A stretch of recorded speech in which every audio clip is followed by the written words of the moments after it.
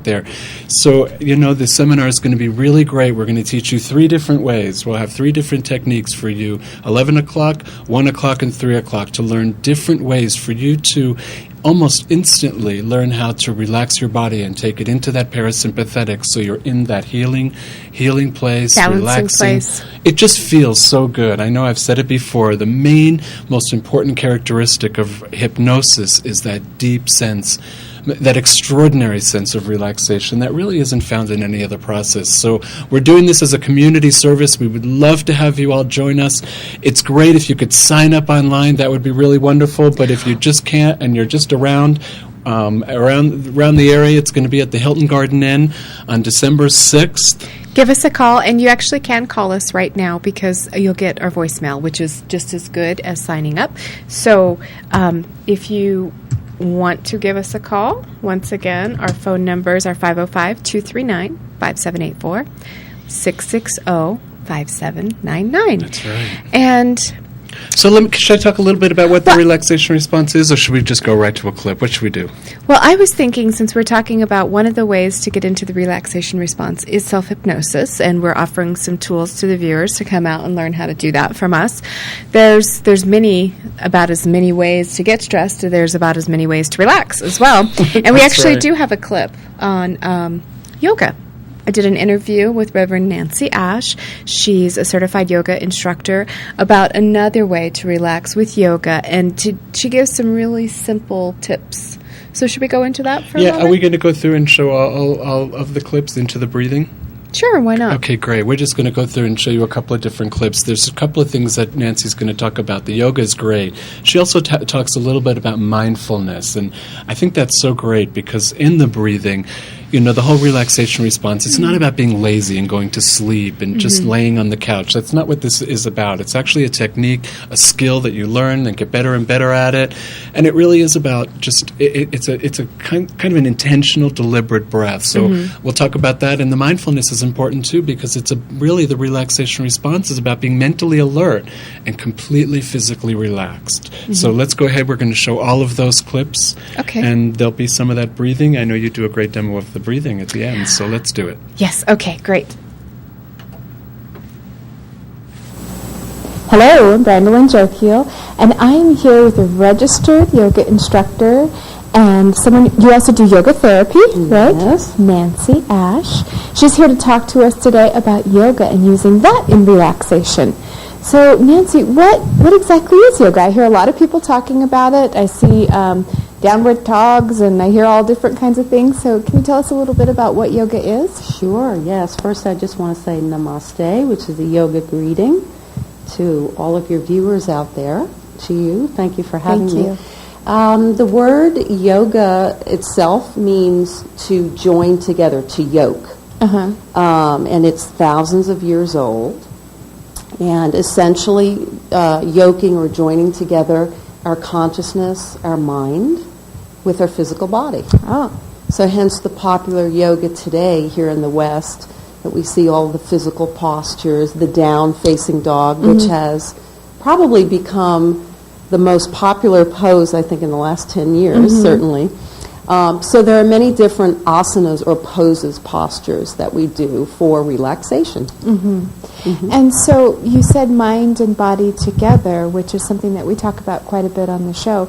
So does that mean that as you're working with the body in these different poses, you're also working with the mind, or the body leads you into a mind state? Or could you say a little bit more about that? Good question. Actually, I'm really glad you asked that, because this is a great passion of mine, having taught yoga for over 30 years. Oh, wow. Yes. You don't look old enough to have taught yoga for 30 years. I'm willing to say I'm 51, so I started quite a while ago when yoga was actually more what we might call on the fringe. It wasn't as mainstream, thank goodness, as it is today, which is really great. But, yoga has really changed, and what my passion is in the practice of this healing art is that people understand it is not just a physical exercise. Right. To lose weight, to firm here and tone there. And we all know there are many exercise plans that we can do that with. The most important thing, especially for our culture here in the 21st century, is to feel the connection, what I call the portal to the soul, the higher consciousness, or whatever. I know there are a lot of terms for that are used today. Higher self, for example, supra-consciousness.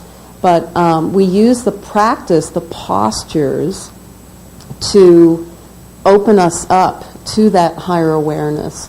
And so that really, the true purpose of yoga, like the first sutra, is a mind that is free from disturbance, is yoga. So it says nothing about down-facing dog, standing on your head, flipping over backwards. And I mean, it's great that we work on our body to become very flexible and achieve these great-looking postures, but that's not the purpose. That's the beginning of it.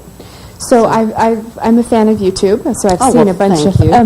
amazing things in yoga, and I've actually done a little bit of work with you, and you do amazing postures. So I can already hear the viewers out there saying, well, you know, I can't even touch my toes. So, you know, what would you say to somebody who says, you know what, I'm 62, there's no way that I can do one of these yoga poses? Well, actually, I'm on my way there to 62. Not quite yet, but yes. You know, the interesting thing about my background is I was very blessed for over 15 years to run one of the largest fitness centers in Florida. Oh, wow. For active senior adults. And one of my favorite students and dear friends was a gal named Rita.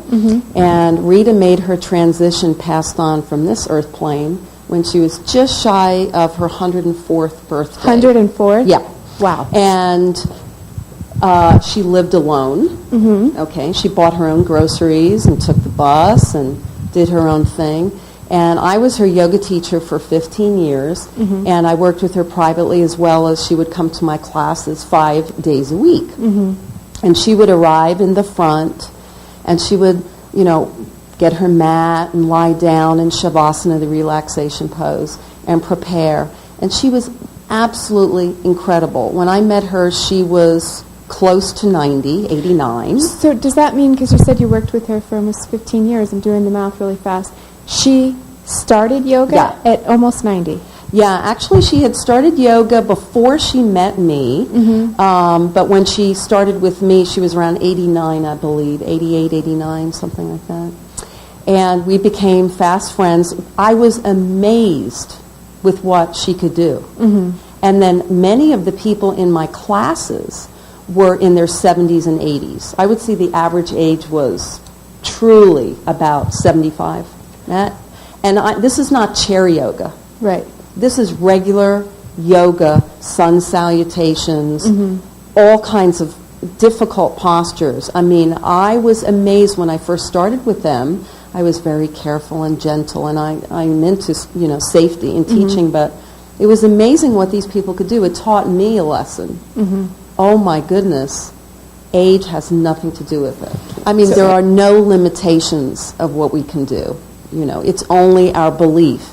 If you believe that you can't do something, you won't. Right. And if you believe, and I know that you're so wonderful teaching that in this show, if you believe that you can achieve something, you will do it. And I have seen it firsthand. I've seen it with my own eyes. It's just absolutely amazing, inspiring. You know, Well, thank you, Rita, for inspiring us. Oh, yes, Rita. She's with us right now. I know it.